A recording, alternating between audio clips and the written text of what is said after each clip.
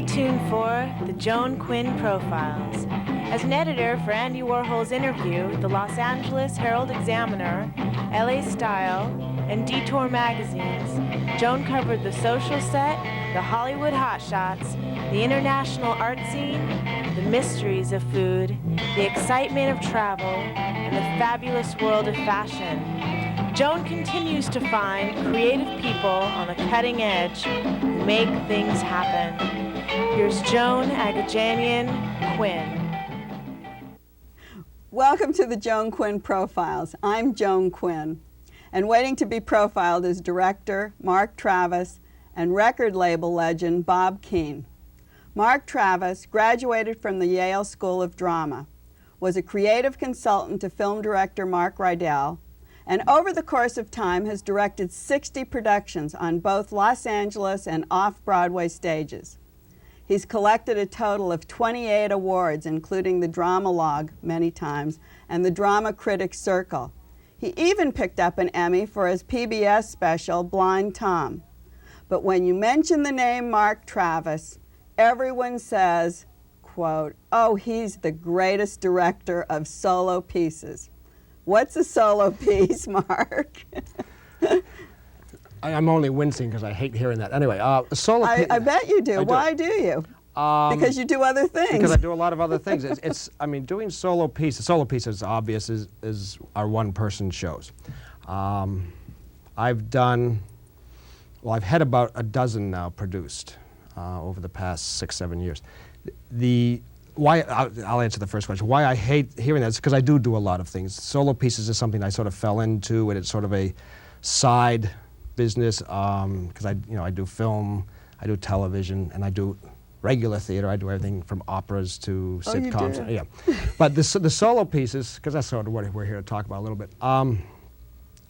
Which I started doing with Paul Link. The first one I did was with Paul Link called Time Flies When You're Alive. And that was a big success. Yeah, and it ran here for a year, and he's still doing it. In fact, he still does it. It ran here for a year, and then it was on HBO. They've taped it, etc. Mm-hmm. To be absolutely honest with you, Joan, I don't like one-person shows at all. Most of it, in other words, the types where someone is going to do Mark Twain or Amelia Earhart or those kind of things don't really interest me that much. What I find intriguing is the solo autobiographical one-person show where the person who is on stage is actually telling their story. I see. So that's my interest. That's my little niche of the Have you done both? Have you done the autobiographical and also when the actor tells somebody else's story? Have you directed both? No, I haven't. I've avoided them. Oh, you have? I've gone to see them, and I went to see, and Jason Alexander, I went to see his show, and he was excellent doing... Truman. And after a while, I get restless, because I have trouble sort of buying into that whole convention that this historical character is on stage, and I never know who they're talking to. And I once said to Julie Harris, after she had done one of her shows, I said, "Who are you talking to?" She's sort of, babbling through this whole thing, doing, I forget who she was doing. Emily Dickinson or something. But the solo shows, the two that I have running right now, which is Joe Lucas's Once a Man, Twice a Boy at Theater West, and Carol Schlanger's Mouth to Mouth at Theater Geo. The thing I find intriguing is you have a person on stage who is telling their own story, and not only telling the story, but recreating aspects of that story and actually taking you on a very personal journey through an experience that they've had. And that to me is it's sort of a very primitive, pure kind of theater. But that's also something that you're able to write in a way yourself, because you can see what's important, what's not important, mm-hmm. what to emphasize and what not to emphasize. Maybe that person doesn't realize.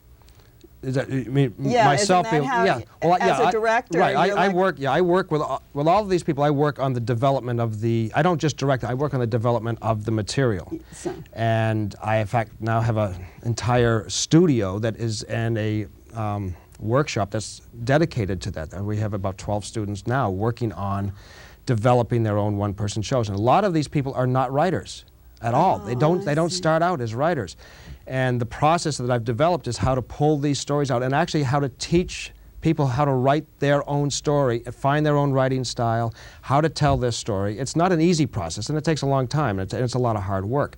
But a big part of the process of directing these is developing and structuring the story. Oh, I see. So that's the real-life tale that they call a solo show, the real-life tale. And that's really why, I mean, if someone came to me and wanted to do something about J. Edgar Hoover, I'd be less interested because that story doesn't exist inside that person. We'd have to do research and all that other stuff. I'm not really into doing that. I'm into sort of working with the individual and finding the story within them. Because my belief is that within every individual, every artist, or every person that wants to do one, there is a phenomenal story that just wants to come out. And my job is to help them bring it out, get it into a script form, and eventually get it on stage. Why is it so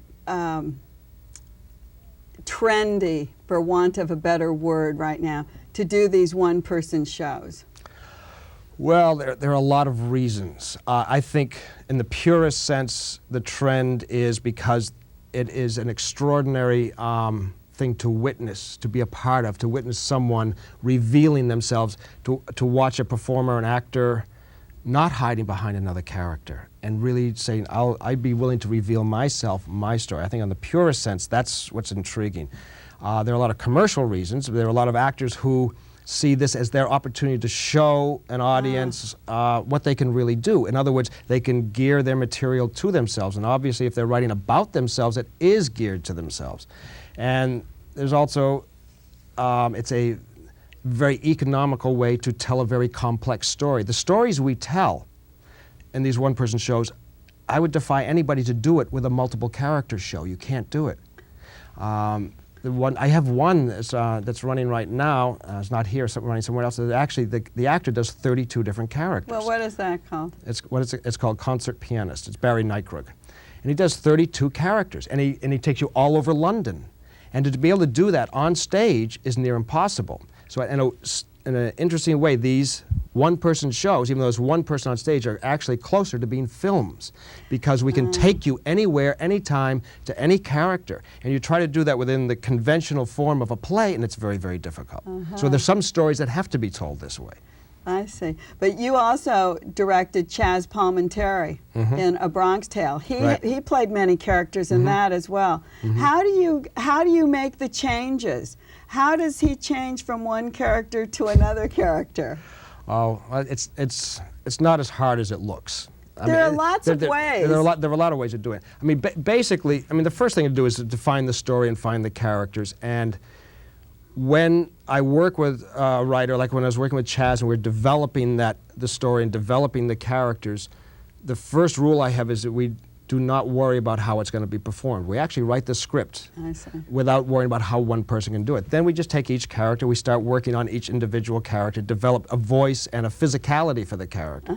And then it's a matter of honing that down, and it's really like an athlete or like a pianist. Learning, scale, you have to do it, doing it over and over and over and over again, and eventually you get it. I kind of felt like it's a choreography in a way, for the director is choreographing the moves. I've seen a lot of one-person plays because I really love them. I think a person standing on stage for an hour and a half or something like that, just dependent on themselves, is frightening. And I think it's brilliant for a person to be able to do that.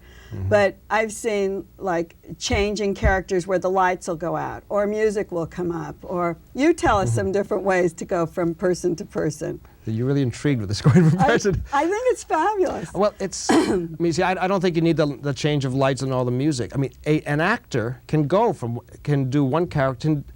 Well, for instance, in Bronx Tale, we had one scene that I worked on with Chaz. We had 6 characters at one time. He was playing 6 characters. It's in a scene where they're shooting craps. And it's basically a matter of just working on it in details. And let me put it this way. If you create a character and you create the voice, and the voice is very distinctive, and you create a physicality about that character. Now the audience recognizes that. The moment you hit that voice or hit the physical aspect of the character, the audience knows you've changed character. So you can go from one character to another just by changing the voice slightly, changing the physicality, this is another great thing about these shows, is we really rely very heavily on the audience's imagination. None of these characters are full-blown characters. Each one is just a sketch, but we give you a sketch of the character and you fill in the rest. Well, I think it's always so brilliant. And then when you, like Chaz's piece, which I saw off Broadway years ago, and it was made into a movie. Do you have anything to do with the movies after that? Well, to some extent, I do, yeah. I mean, I get credit on the movie, and I participate financially, yeah. I see. Now, how is it to be a creative consultant to, say, Mark Rydell? What do you do? What does a creative consultant do? It's wonderful and it's difficult, because basically when I was working with Mark, we had two directors there, and I mean, he hired me because he likes my work, and I mean, he's known my work over the years, and we think very much alike. We work very much alike. I worked with him for almost 2 years, and after that I left because I wanted to go back to directing, because I gave up 2 years of work just to work with him. But basically what I'm doing is I'm being like his second-hand person. I'm looking for scripts, developing scripts for him, working with writers on projects that he's interested in, looking for material for him. But that's something that you do extremely well. Because obviously when you teach a workshop and you're developing things like that, before we leave, I was wondering if you ever thought about writing a piece discussing the problems that you had with all these one-person shows. Well, I'll tell you, I have an outline for a piece, because people ask when I'm going to do my one-person show, and I have I have several that I've been thinking about. I'll probably do none of them, but the one that's the most intriguing is, having done 12 of these shows now, as I look back on each show, and each show has its own subject matter. One is about death and dying, another one is about child abuse, another one is about another aspect of like a father-son relationships, and each one.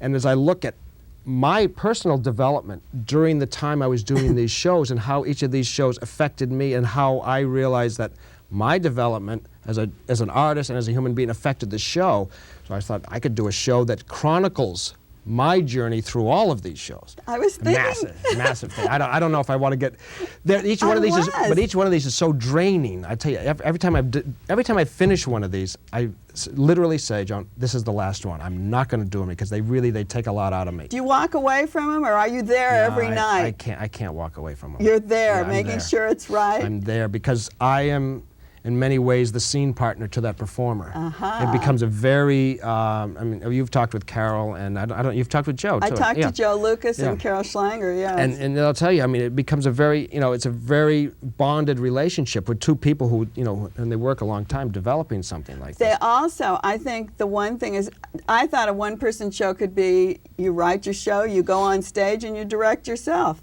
And obviously, it's nowhere near that. That's why I'm so fascinated with it, because I can see what a director does and how you guide the person along the way.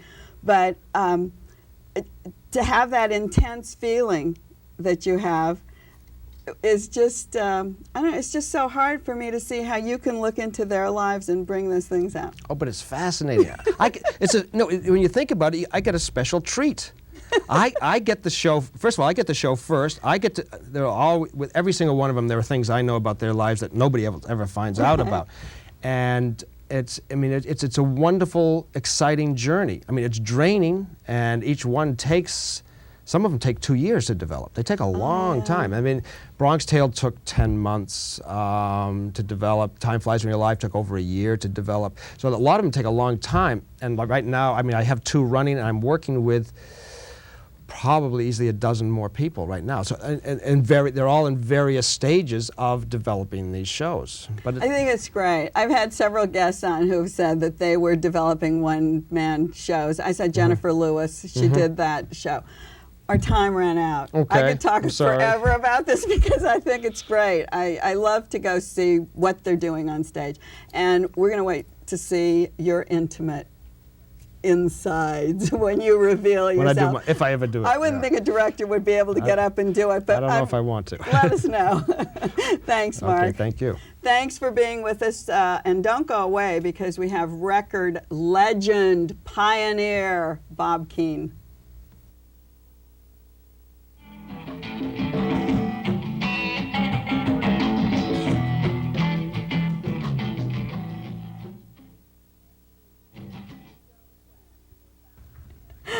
Hi, I'm Joan Quinn, and we're back with President of Delphi Records, Bob Keane.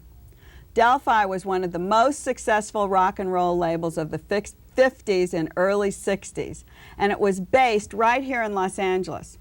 Bob made the world La Bamba conscious through Ritchie Valens records, made California surf music popular before the Beach Boys, and recorded Sam Cooke and Frank Zappa.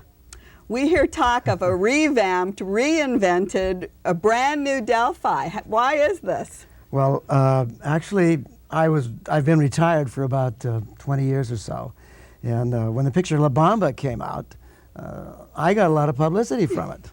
And somebody wrote an article in one of the music magazines, and I started getting all these tapes in the mail and everything, and I thought, well, gee, what am I doing?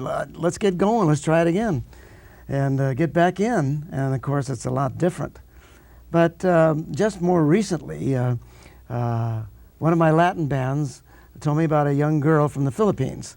And when I heard her sing and I saw her videos and things, that put me back in, 100%. She's incredible. Well, what does it take to discover somebody new? Like you discovered Ritchie, and you were ahead with the surf music, that kind of thing. Well, of course, Ritchie came to me when I first started Delphi Records, the young man that was going to print my business cards. He said, would you like to hear a young boy, they call him the Little Richard of San Fernando Valley? And I said, sure, I'd love to hear him. So I went out to a theater next Saturday morning, and I saw him up there performing for the kids, and that was Ritchie Valens. And Johnny Crawford, of course, he was on the Rifleman series for years. That was a transition. You went from like very popular music to say TV kind of teenage music. He was actually, I think, one of the very first.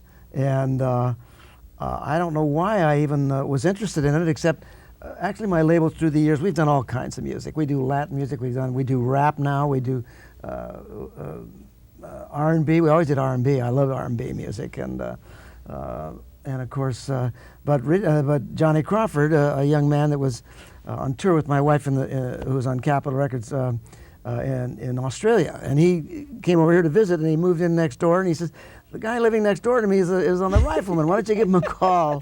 So that's how that came about. And Barry White, he walked in off the street just before the riots. Is that? Yeah, and so do they kind of like help you discover them, or as many hits as you've had, have you had as many flops? Well, we've had some flops. Yeah, yes, we have. We had some flops. Because we talk about the hits, we talk about the people who come in and who are discovered, but are there hundreds of other people who come to you and you go no, no, no, or yes, yes, yes, and they're no good? Well, it's not that they're no good, because I'm a musician, number one, and they have to meet some kind of a requirement, which I think that's changing as things, but they always did, and they had to have something that appealed to my, my musical taste. See. But I have actually now 800 or 900 single records that we made in those years, and I haven't done anything with them here. But all of a sudden, I was asked by somebody, one company, could we release them in Europe? And I said, sure, go ahead. And now they have all these oldies by Delphi coming out in England and Japan and Holland and Spain and Japan. And so I figured, well, gee, we must have something going. So that's what I'm doing now, too. We're going to put them out in the United States for the first time. Well, what does Delphi mean? D-E-L-F-I. Well, I had a partner on Keane Records, which is when I discovered Sam Cooke. Keane, your name? Yeah, right. And we had a little falling out, and he was a Greek gentleman. I use that word loosely. And at any rate, my wife was a comedian, and we were walking down the golf course when we suddenly realized that he was in and we were out. And she said, what are you going to do now? And I said, well, she said, let's start another record company. Well, anyway, as it turned out, we decided to do that. And I said, well, what do we call it? She says, well, you just got screwed by a Greek, so let's call it Delphi, the Greek Oracle of Inspiration, which is how that came about. So he really was helpful in making this big company. And we changed the PHI to FI, which of course hi-fi. And that's also what I was Del, wondering. Yeah, but when you analyze the name Delphi, Del is like 3 also. So it would be like a 3-dimensional sound, or the Greek. And in studying up, my little 11-year-old girl was showing me all about Delphi the other night. She's in that thing in her school. And it turns out the Delphi was the leading oracle all the other oracles came to Delphi and say, hey, what's happening? You know? Is that right? So here you are. We've all come to you Yeah. and to your record Oh, well. label. So You when we know. talk about you as being a pioneer, it's really true. You started this musical career. You said you were a musician. And I Yes. was going to ask you what instrument you played. Well, I'm a clarinet player, and I started out, I had my first band when I was 17 years old, and I had one broadcast, and MCA heard me and picked me up and built up a band for me, and then after the war came along, why the bands were kind of gone. But Artie Shaw had his first little thing where he says, no, I don't want to work anymore. So GAC agency says, hey, we're losing a lot of money. So they heard my band and they came to me with a proposition, would you front the Artie Shaw band? I said, okay. So we did that for a couple of So years. you were the band leader? Yeah, we played his whole library. That was really a great experience. I didn't really gain much because when you copy anybody, you're always second best. But I had a tremendous time, and of course he's an incredible musician, and the fact that I could even play what he played, you know, and the band was so great. And But you had the Keane Quintet. oh yeah, well then we When went on. was and- that? Well, we had that. That was in '62. That was after that was Artie later. Shaw. Uh-huh. Oh, good. And we have a clip from that.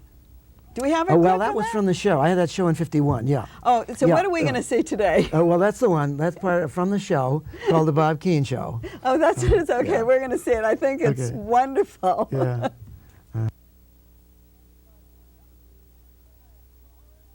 Our new television person, a man with a horn, Bob Keane.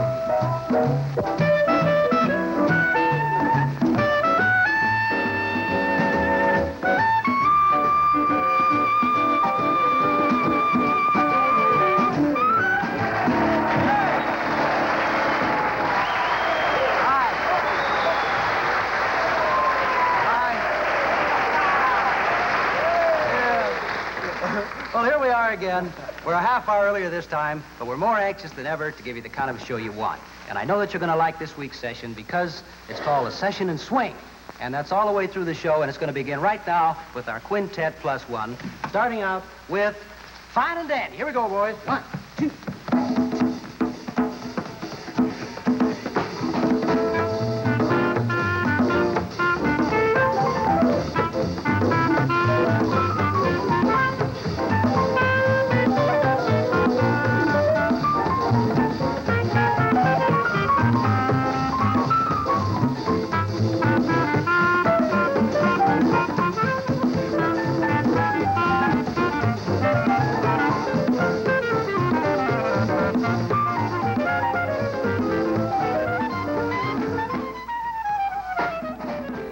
This is so fabulous. Did these people go on to become stars of their own or to become entrepreneurs like you? Well, there's a great story about that drummer, Ramo Bailey.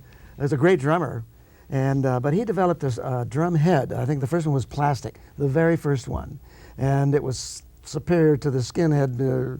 And eventually, I think every drum now that's manufactured comes out with a Bailey head on it, and of course he's A Bailey very, head? very, Ramo. It's called Ramo. I'm sorry. Yeah, Ramo but head, they named it after Ramo, him? yeah, Ramo head. And the organist is Paul Smith, who has many records out, and he travels a lot with Ella Fitzgerald and those people. He's a very famous And when you people. were leading the big band, did people come out of that who were well known? Oh yeah, we had a lot in that big band. We had Maynard Ferguson and let's see, there was Johnny Best, a very famous trumpet player, and Milt Bernhardt, still living, fabulous recording star under his own, and I'm trying to think of some of the other ones. Arnold Ross on piano, and I can't think of all of them, but it was a great band. We had Billy May did some of the charts, and and Nelson Riddle did one of his first vocal arrangements. We did a thing called "Begin the Beguine" vocally. Is that yeah, right? and